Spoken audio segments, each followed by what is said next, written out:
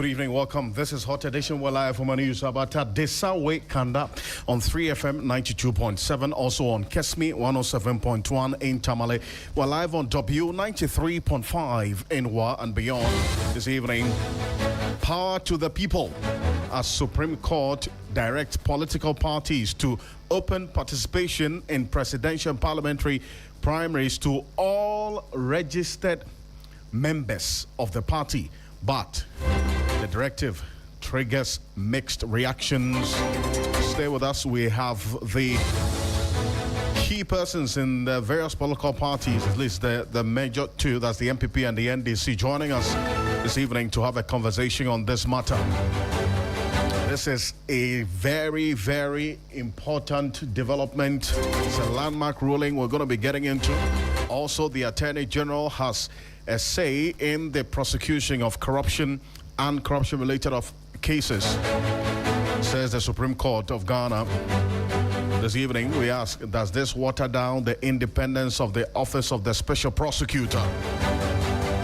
Stay with us here on Hot Edition on 3FM 92.7. Later on the program, Dawn Power trips plunges many of the countryside into total darkness as engineers scramble to find some solution to this. And as we speak, power has been restored to many of the areas that were affected, but we'll get an update on it here on Hot Edition on 3FM and 92.7. Also on Kesmi 107.1 in Tamale. We're live on W 93.5 in Wa and beyond. More on the courts. The court has blocked the former buffer stock company Hanan's wife from traveling to the UK for her son's treatment. Stay with us. We'll tell you why the court took this particular decision. All these and more, including sports, in the next 1 hour. Let's settle for the summary of the news now. Deborah Mensah is here. Thank you, Alfred. First, on the news summary, the Ashanti Regional Directorate of the Health Services has raised concern over chronic hepatitis B in the region, warning that an estimated 500,000 people are living with the infection. Briefing the media to celebrate World Hepatitis B Day at Formina Hospital in the Adansi North District of the Ashanti region, the regional director, Dr. Fred Adomako-Boateng, described hepatitis B as a silent killer. Also, policy analyst and private legal practitioner Austin Kwabena-Bracco-Powers has criticized the planned 30% transport fare increase announced by the Ghana Private Road Transport Union, describing the move as purely selfish and insensitive to the economic difficulties currently facing Ghanaians. And also, the Accra Regional Police Command says investigations into the building collapse at Aveno in Accra is ongoing, with several state institutions conducting technical assessments to determine the cause of the incident. And the collapse, which occurred on June 7, 2026, claimed the lives of 3 people and left 1 other person seriously injured.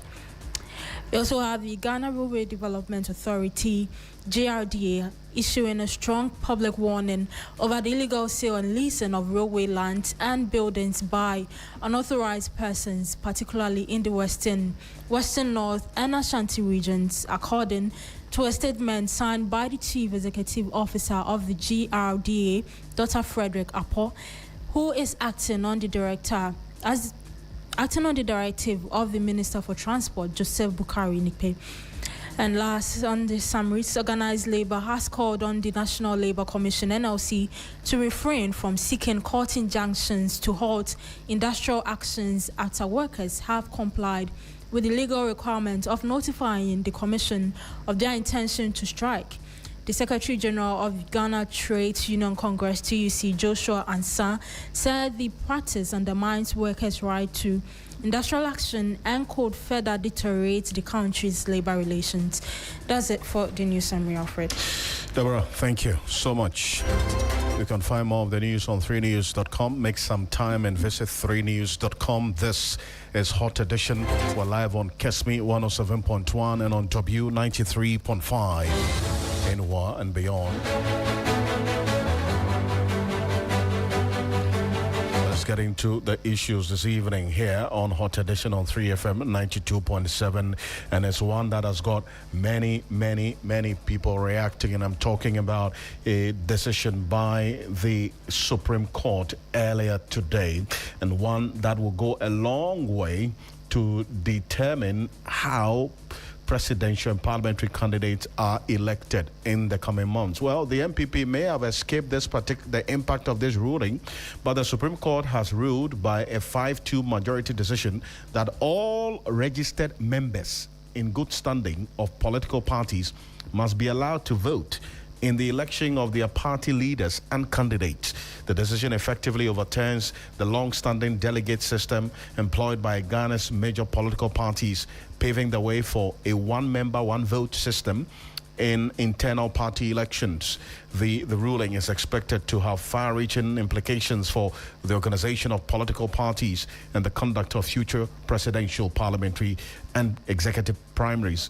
A 7-member panel delivered the judgment earlier today, bringing to a close a constitutional challenge that has generated intense legal and political debate over the extent of democratic participation within political parties. The suit was filed by former Minister for Environment, Science, Technology and Innovation, Professor Kwabena Frimpong-Boateng, veteran politician, talked with Dr. Nyaho Tamaklo, and former Lands and Forestry Minister, Dr. Christina Mwako-Nyama. Now, they argued that restricting voting rights to a limited number of delegates was inconsistent with the democratic principles enshrined in Ghana's 1992 constitution. Now, for decades, Ghana's leading political parties, including the NPP, the NDC, the CPP, and the PNC, have relied on delegate-based electoral colleges to elect presidential candidates, parliamentary candidates, and national executives. Under the arrangement, voting rights were reserved for selected party executives, constituency officers, and accredited delegates, leaving the vast majority of ordinary members as registered members of the party without a direct say in choosing the party's leadership as to who leads them going forward. Now, this is a big issue which we're going to be getting into shortly.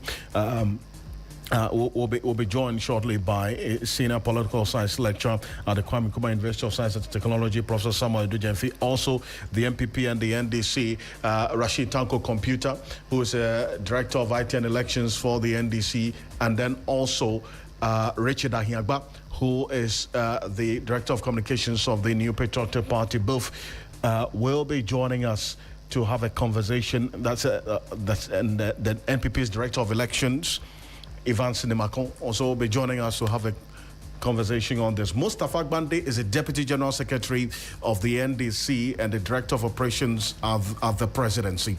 He's joining us right now on the telephone. And Alhaji Mustafa Gbande, good evening. Good evening, sir. Alfred. And thank you for joining us this evening. And I'm sure you've been following what's happened at the Supreme Court today, essentially doing away with the delegate system and directing you, political parties, to allow all registered members in good standing to take part in the voting to elect leaders and candidates in the name of the political party. I mean, how do you react to this? Thank you very much, and good evening to our cherished listeners. First of all, I think that the determination today by the Supreme Court have been noted by the NDC.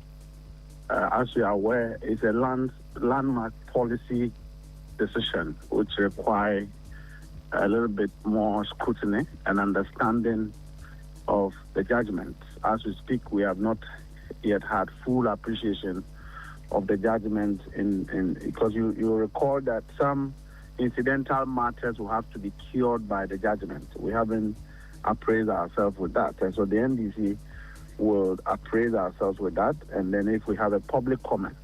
But as you know, it is not new to the NDC. We have, in time past, tried to deepen our democratic participation by members, where we decided that all members in good standing was going to participate in our presidential selections candidate.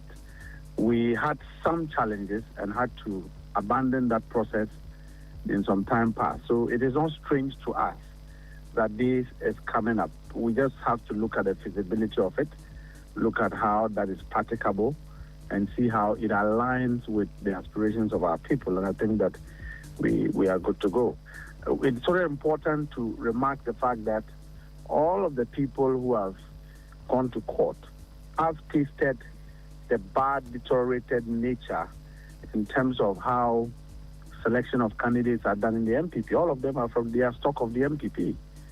And so it quite suggests that they may have had a bad taste of deterioration in the party. But on the other hand, as for us, we have made some efforts to try and expand our college in the past, so it's not strange to us at all. I see. But if the court has given a directive, in fact, this is a Supreme Court decision, and so I want to understand if you say you're not going to examine and then see how it aligns with the party's, workings.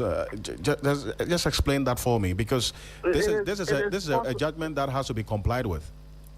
Yes, it's a judgment, but you comment on a judgment after you have fully appreciated the content of the judgment. And as a body, we need to review. The elders who have to look at it. This is a major policy directive in terms of our political organization. And so it's important that we appreciate the details of the judgment as a body.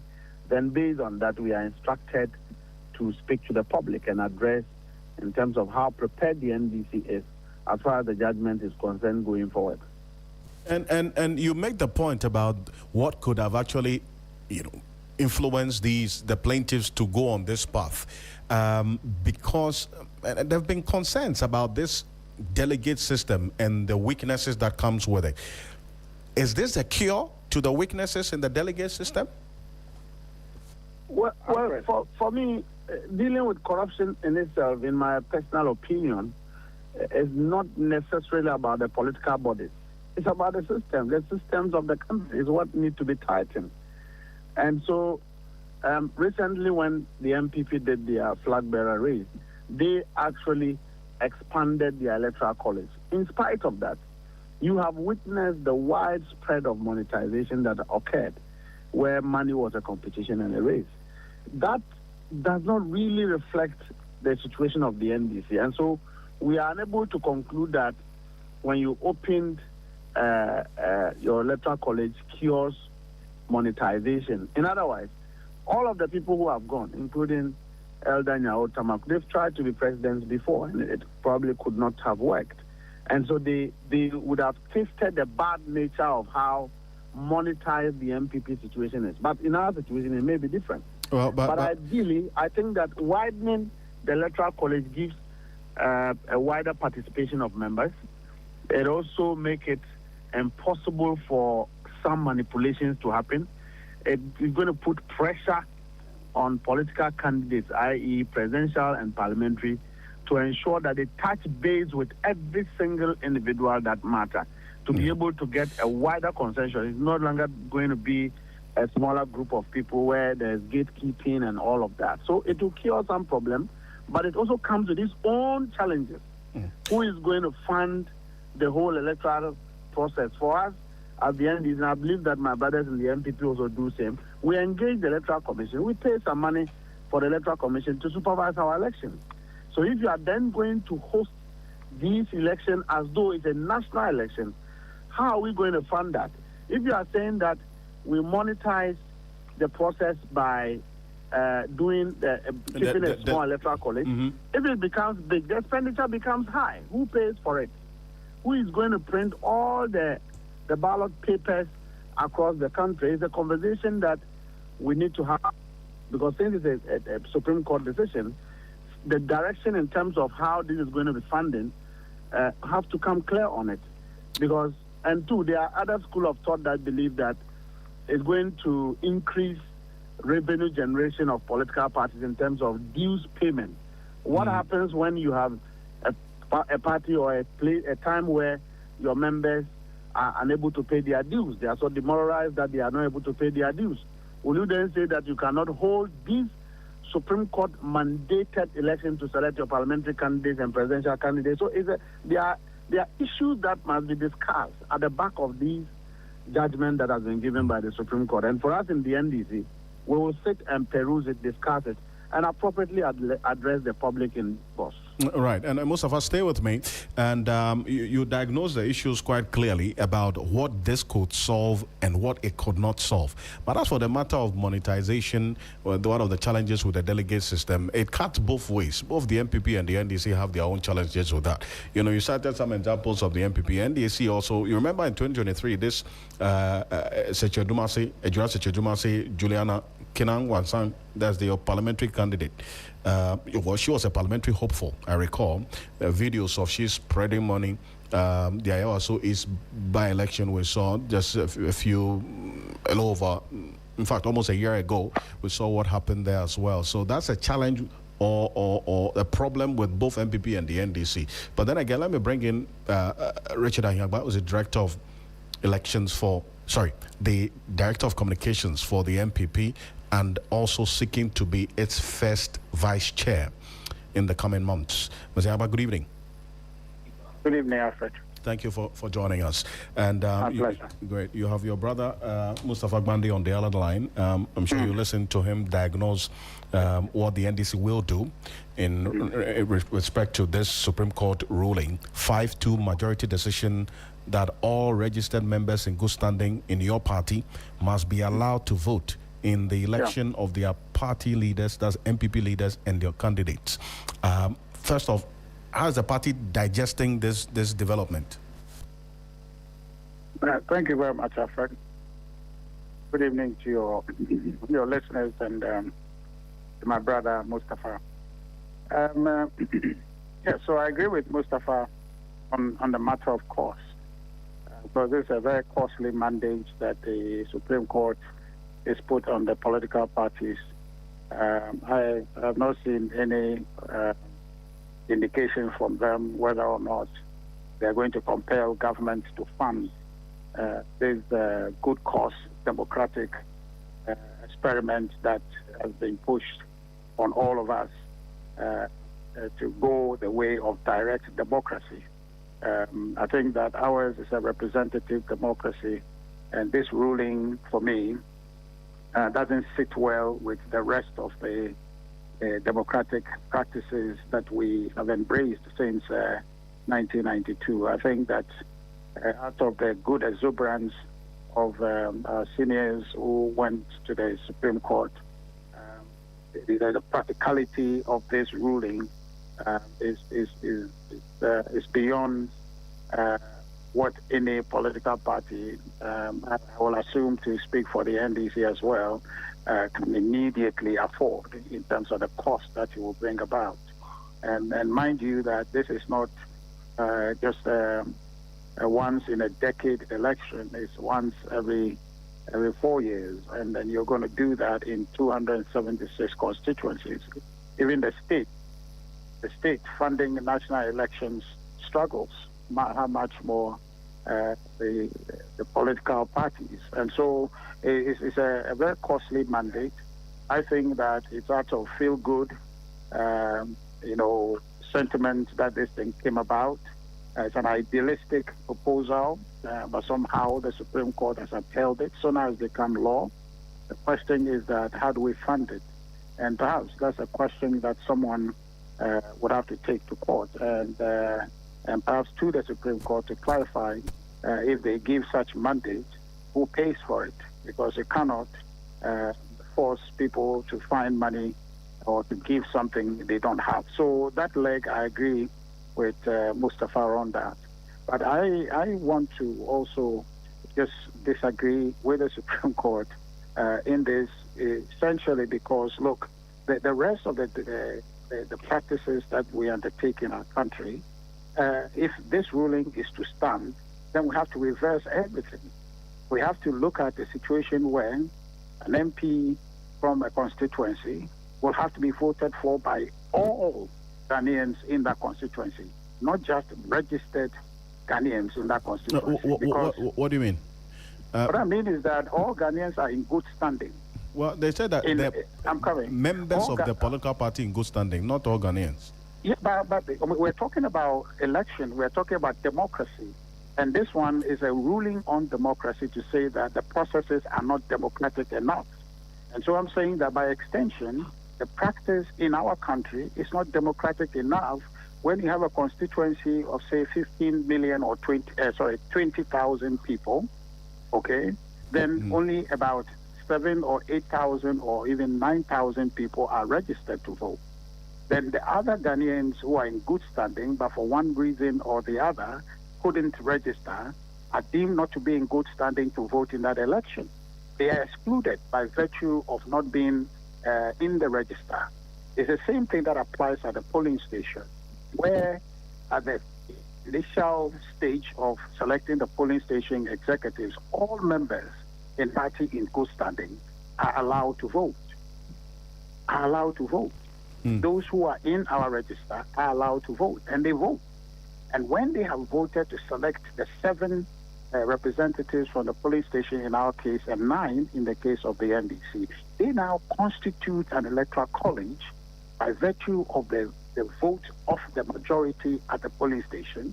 They represent them, just like the MP goes to Parliament and represent everybody from that constituency, including those who didn't vote for him, including those who didn't get a chance to vote because they were not in the voting register, even though they are Ghanaians, qualified with evidence, demonstrable evidence that they are Ghanaians, but yet they can't vote because they are not in the register.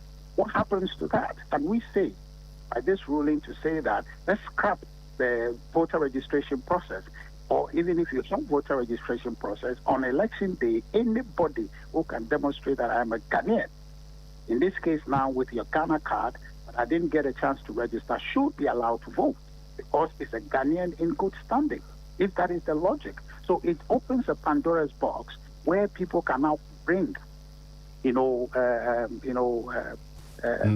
suits to the Supreme Court for interpretation on matters such as this, to say that this is not democratic enough, that as a citizen, I don't get a chance to vote because when they were doing registration, I was preoccupied and I didn't go to vote. And you cannot say that registration is the prerequisite.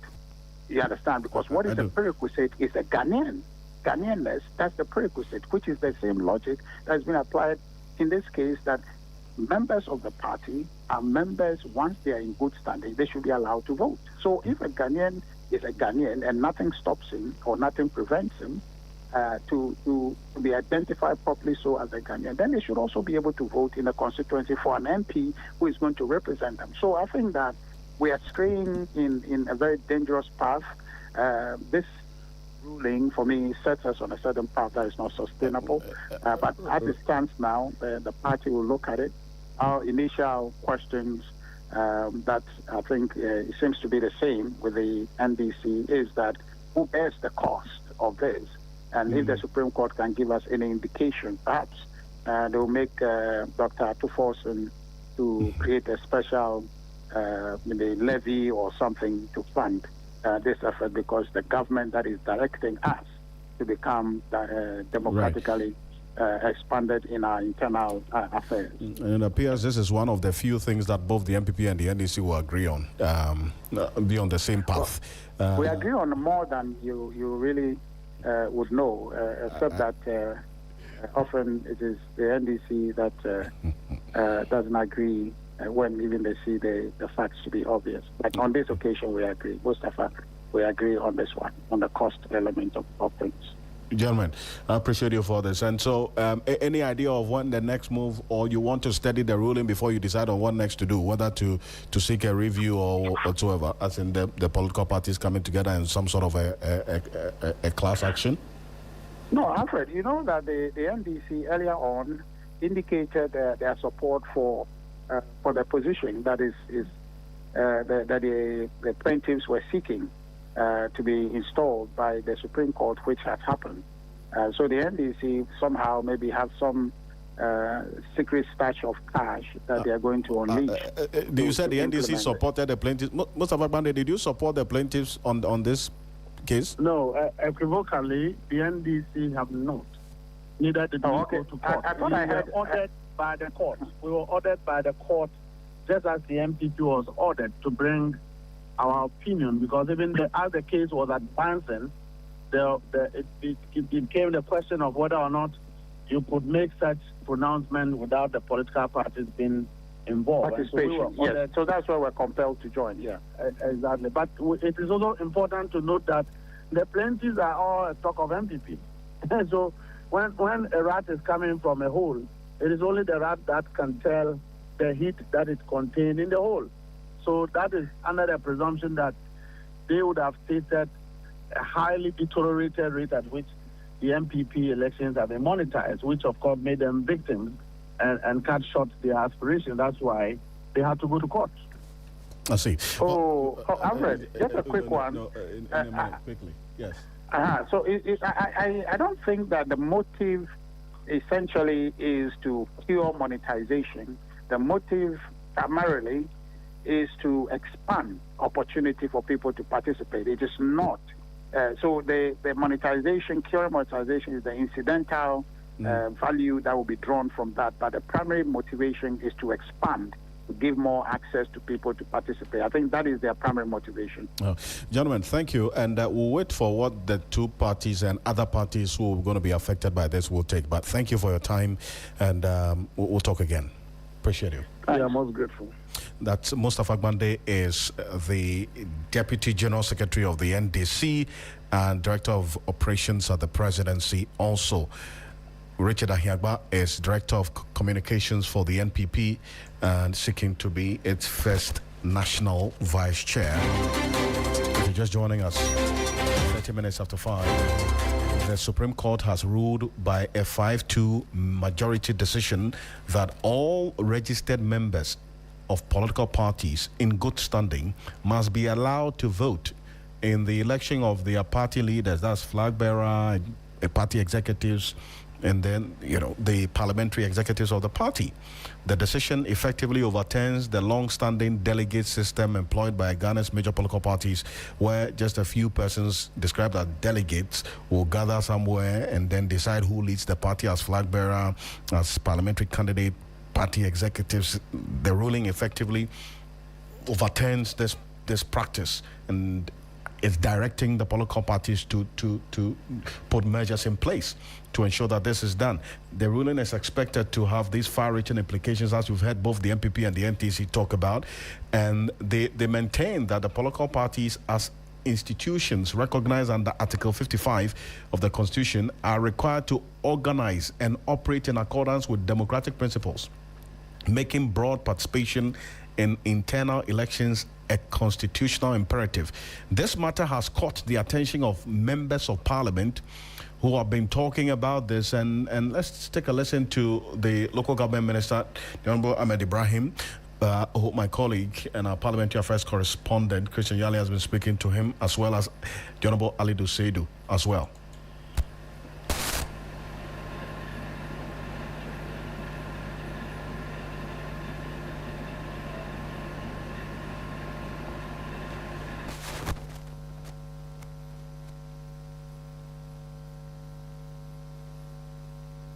Supreme Court is bringing this kind of rule, it is constitutionally right but socially discriminatory, because minority tribes will not be represented.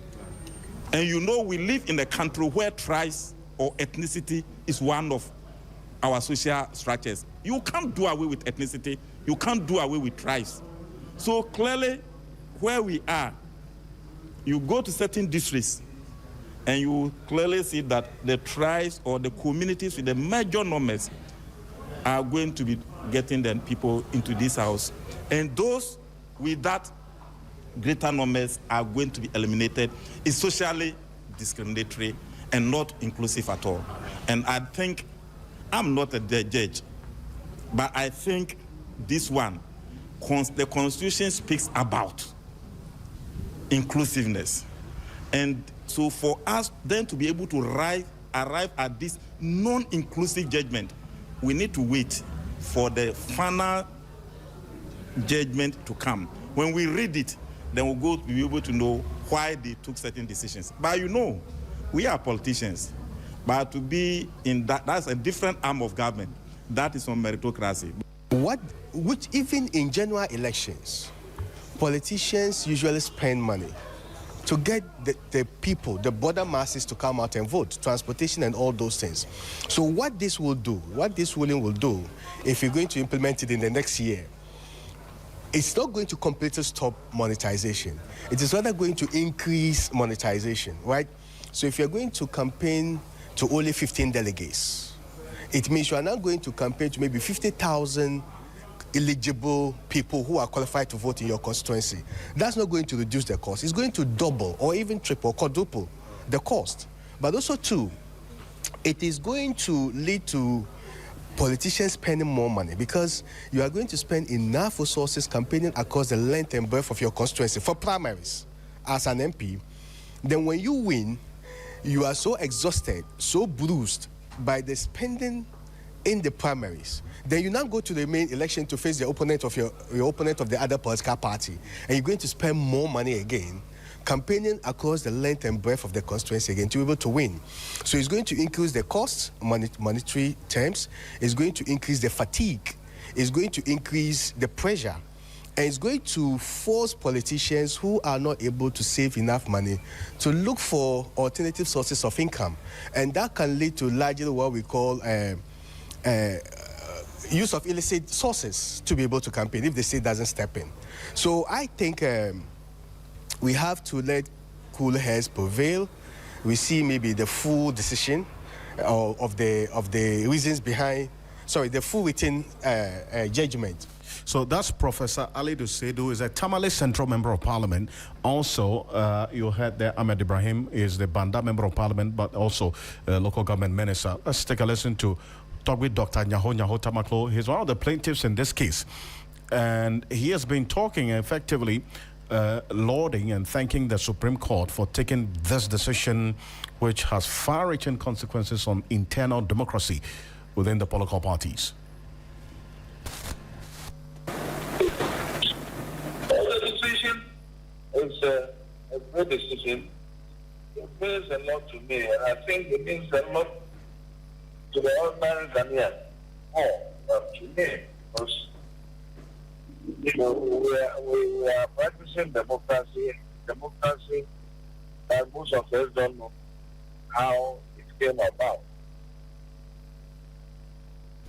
That's topic Dr. Nyaho Tamaklo there. So leveling with us here on Hot Edition on 3FM 92.7. A number of you have been sharing your thoughts. If you go on our Facebook page at 3FM 927, a number of you who have joined us in there, we're showing you some videos and pictures of what we've been talking about so far at 3FM 927 on Facebook and also on YouTube. You can connect with us and share your thoughts and views, comments, and opinions there. A number of you who have been commenting on this latest decision by the Supreme Court. But let's still stay with the Supreme Court. A lot has been happening at the Supreme Court today because in a unanimous decision, the Supreme Court has ruled that the powers of the Office of the Special Prosecutor to prosecute do not contravene Article 88 of the 1992 Constitution, which empowers the Attorney General with exclusive authority to initiate proceedings in the name of the Republic. The landmark ruling brings to an end the legal challenge over the OSP's prosecutorial powers, which had stalled a number of cases before the courts. Private legal practitioner Noah Adamte filed a suit seeking a declaration that Parliament acted unconstitutionally by establishing the Office of the Special Prosecutor with prosecutorial authority independent of the Attorney General.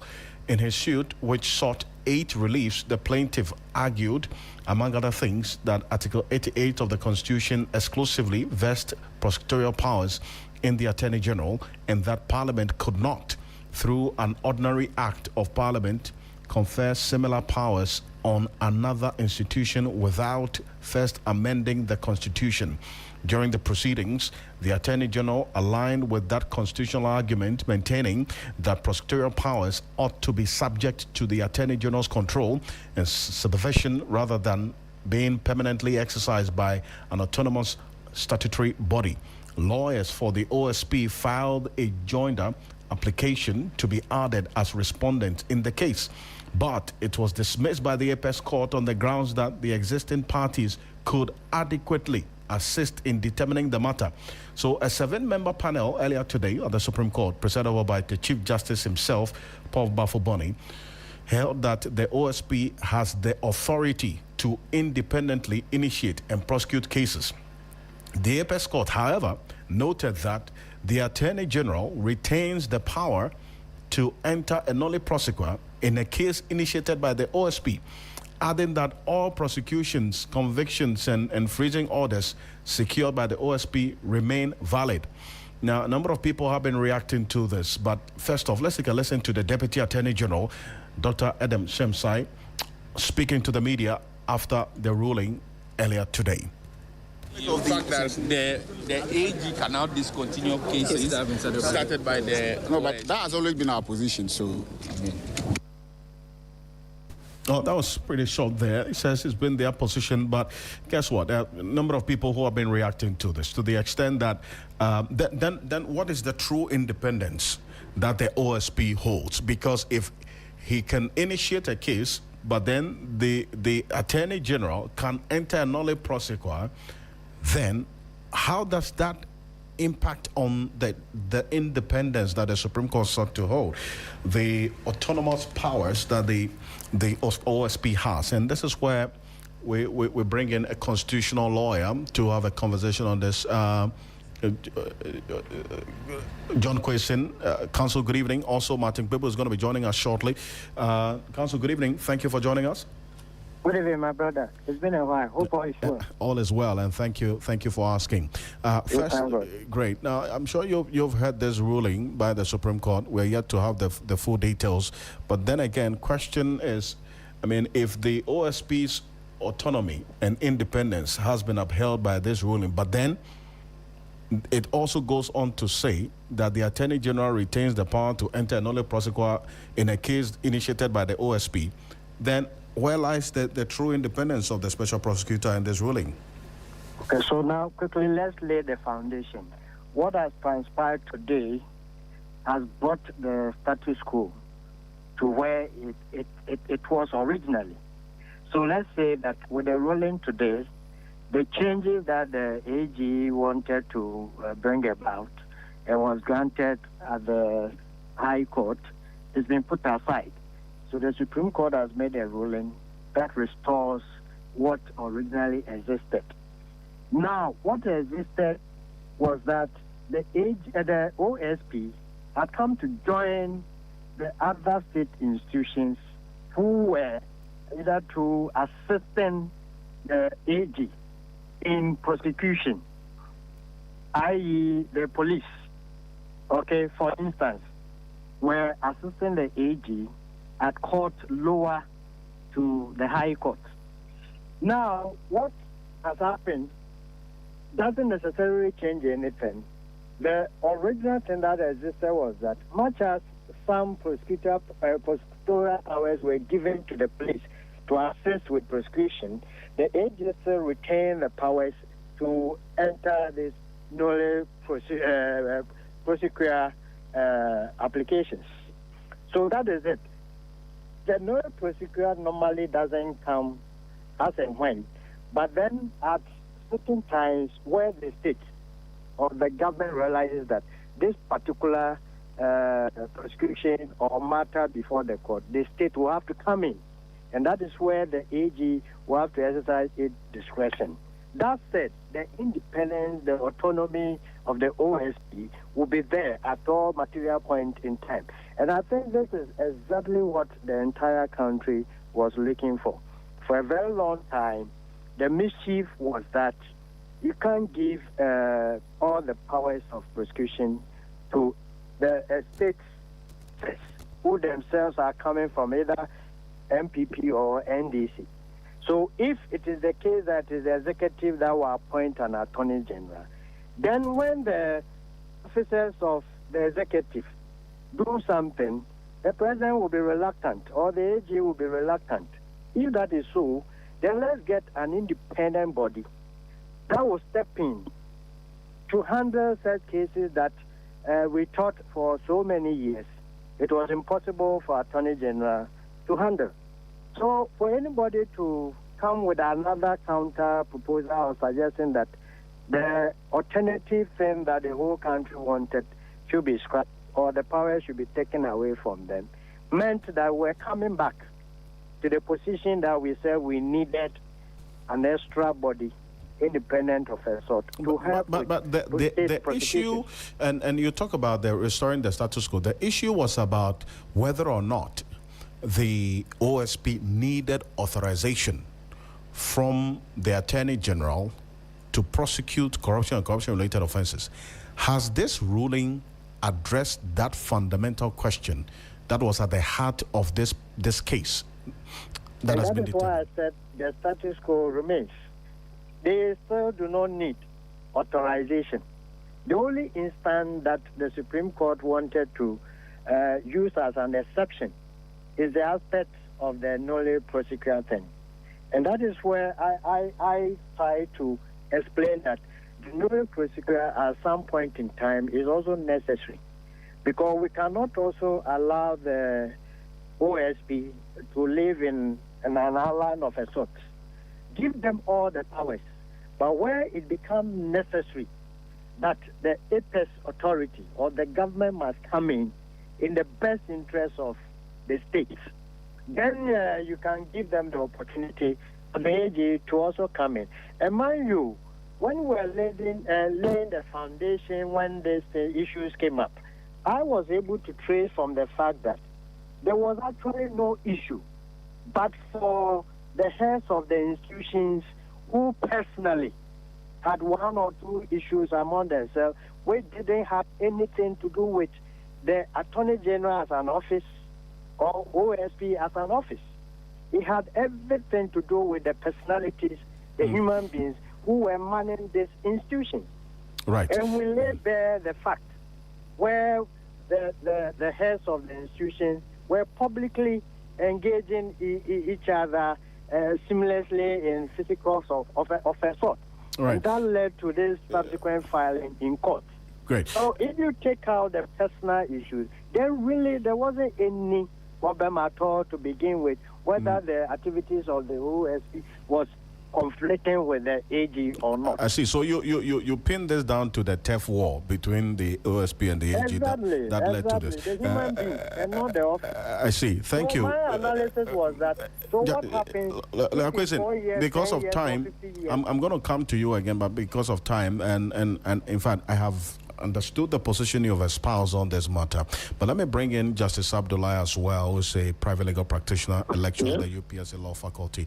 Justice Abdullah, good evening. Yeah, good evening, Alfred. Great. And I want to find out from you, from your own reading of this Supreme Court decision on the OSP and whether or not it can initiate cases on corruption-related offenses without necessarily needing authorization from the OSP. Does it answer the question which was at the heart of this suit as to whether or not the OSP needed authorization from the Attorney General to pursue corruption and corruption-related offenses or cases, I beg your pardon, cases related to corruption and corruption-related offenses? Because even though this 7-member panel presided over by the Chief Justice held that the OSP has the authority to independently initiate and prosecute cases, they also note that the Attorney General retains the power to enter nolle prosequi in any case initiated by the OSP. So really, where is the independence? Indeed, Alfred, I can understand the difficulties in the decision as reported by the media houses. I think that out of fairness, to properly analyze these issues, I'm sure on Saturday, hopefully when we have by the time I'm sure we will have the decision to competently address them on the big issue. However, up to this point, I think that the best form of analysis will be what the media houses have put out there. And I think with viewers and listeners would have to bear with us that our analysis is based purely on those reports and not necessarily our complete reading of the judgment, because the judgment is not out yet. And so on the basis of this, I would say that, first of all, this is a further, if you like. I think it's a good thing for us. And it's good to the extent that this helps in in the fight against corruption. Because hitherto, let's juxtapose this with what the High Court had said about 6 months ago or 4 months ago, when the High Court completely took away the entire prosecutorial powers of the OSP and literally halted almost every prosecution that had been initiated by the OSP. Now, the decision from the Supreme Court restores this authority and limits it in a way. But that limitation, I think, is acceptable within legal limits, and I do not think that any Attorney General would want to abuse this constitutional right that it has. And so I would rather take it from the cup being half full rather than being half empty, particularly when you just suppose that with the High Court decision, which was earlier given, that literally would have collapsed the OSP. You're right about the limitations that we have, obviously. I've not having seen the full details of this particular ruling, but I thank you for your nation analysis and obviously how the coming days will look like on this and whether or not it settles the matter. But maybe quickly before I let you go, do you also pin this down to just the tough war between the AG and the OSP, the personality clash that lawyer Kwasin talks about? Alfred, can you repeat that? I didn't get that. I was asking if you also pin this whole issue down and the motivation to pursue this case in the court of law, that what has been determined now on the tough war between the OSP and the Attorney General and the personality clash that lawyer Kwasin pointed out. I do not think that there is a personality clash in this. I do honestly believe that this was a genuine legal tussle, and indeed, nobody would doubt that the independence of the OSP has been a problem, considering the constitutional injunction on the Attorney General to be the sole deciding factor in prosecutorial matters for and on behalf of the state.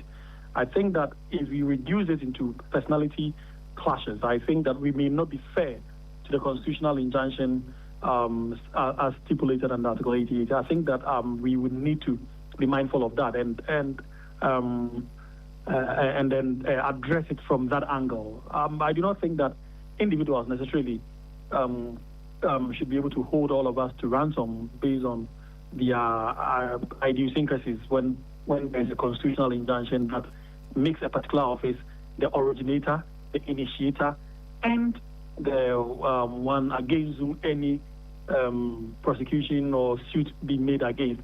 Every constitutional law student can tell you from the cases of NPP versus Jerry Rollins and Martinamitu versus John Kufuor that the Supreme Court has been consistent with its position that the Attorney General be the one against whom all suits be initiated against, and or for whom a suit against the state or in favor of the state must be brought. And so, based on these, decided cases within this Fourth Republican Constitution, it would be unfair that we make this kind of inferences against the personality.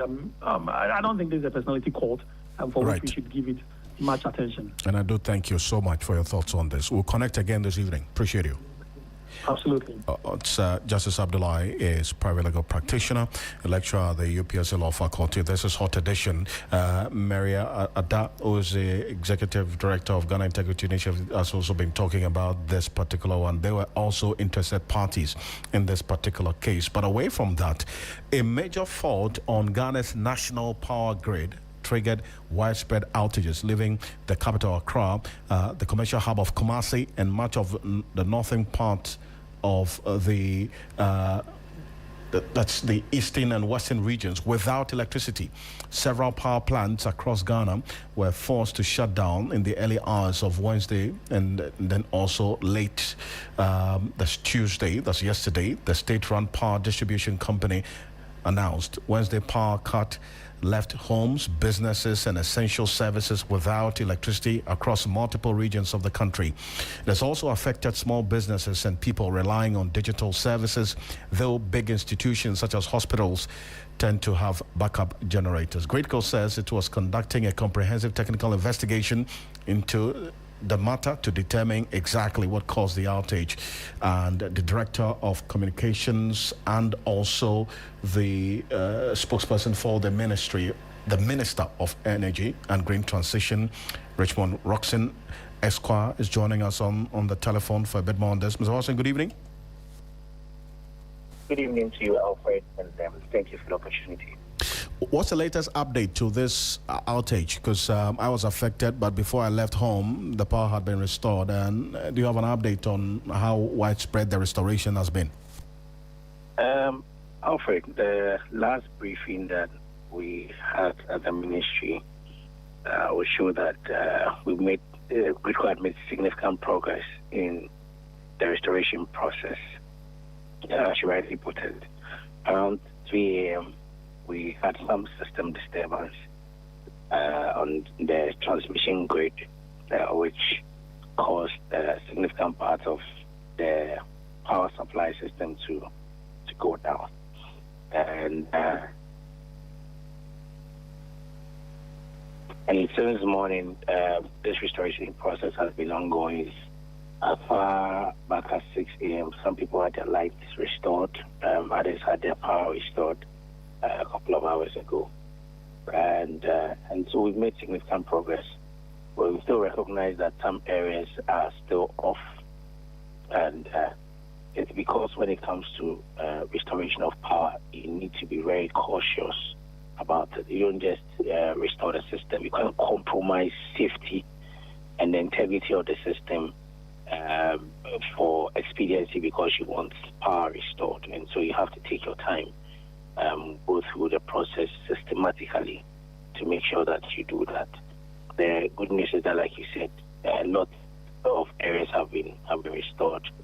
And I'm sure that by close of day heading to midnight or even tomorrow, you should have all other places also being on as well. Right. So currently, Greco is also conducting an investigation to ascertain the cause of it. Okay. Preliminary reports that they've provided to the ministry shows that the cause of this incident would be lightning strike when it was raining throughout the night, which affected part of the lines. Indeed, you would all recall that throughout the night it's been raining heavily. And so we are hopeful that all other places and all customers should have power supply soon. Thank you so much, Mr. Roxon. Appreciate it. And we'll get an update before the end of the day. Thank you for connecting with us. Appreciate it. Thank you. Richmond Roxon is the Director of Communications of the Ministry of Energy and Green Transition. Andrew Sefai standing by with the latest in the world of sports after this quick break. I'm not afraid to be different. I be loud and bold. I know they blend in.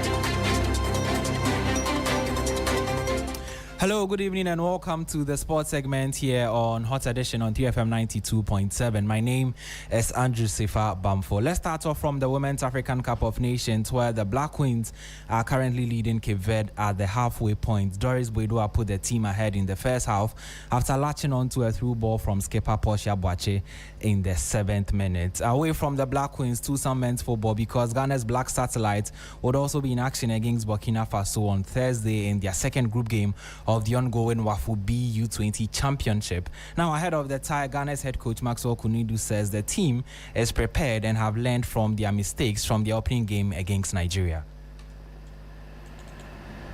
Secondly, we also spoke about how to defend very well, especially under intense pressure.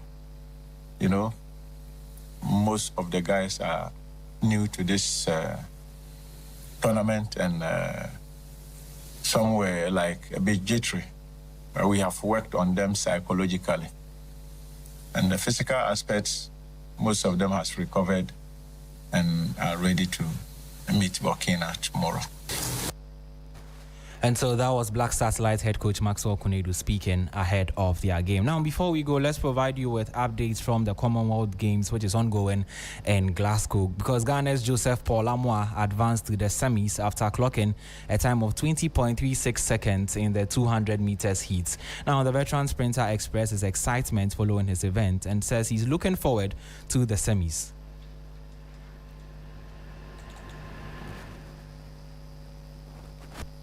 It was good.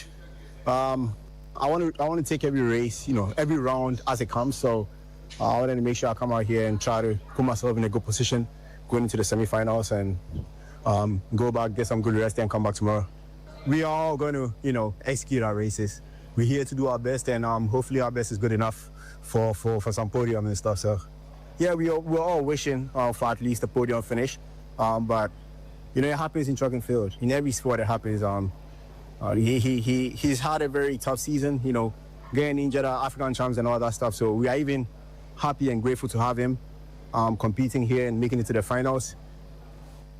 And so that was sprinter Joseph Olamwa speaking, bringing an end to the sports segment here on Hot Edition on 3FM 92.7. My name is Andrew Sifa Bamfo.